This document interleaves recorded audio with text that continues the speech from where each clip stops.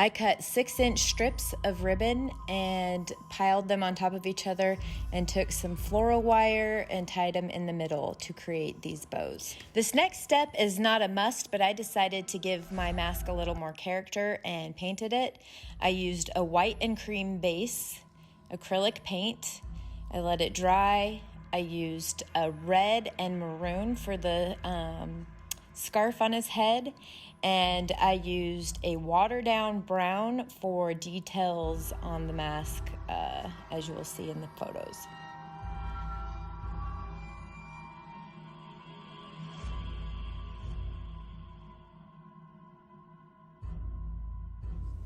And here's our finished product.